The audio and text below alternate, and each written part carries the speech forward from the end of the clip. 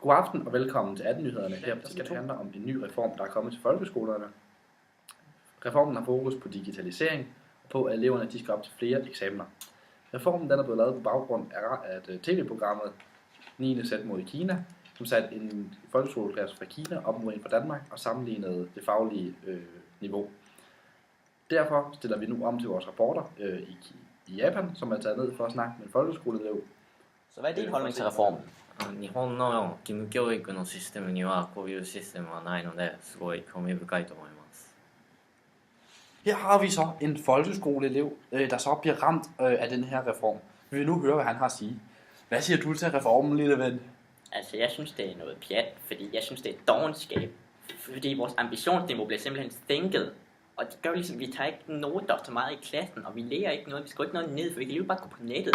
Og det synes jeg er for dårligt. Se, det var så vores rapporter i Japan.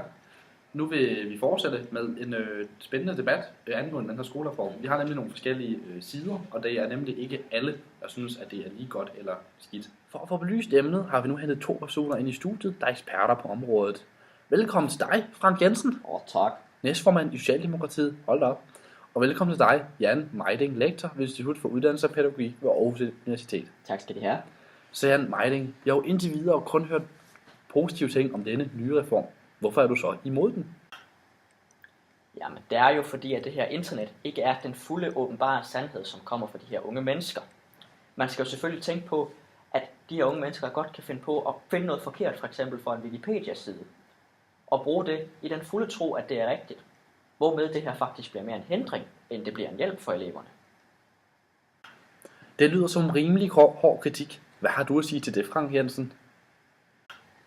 Altså, det synes jeg jo selvfølgelig er noget pjat. Altså, jeg er jo godt klar over, at eleverne ikke kan tage alt, hvad de vil fra nettet. Og med den reform, der er det også lige præcis det, vi også gerne vil. Vi vil gerne uddanne de her lærere, så ligesom kan blive bedre til at undervise de her elever i at bruge nettet på den rigtige måde, ikke også?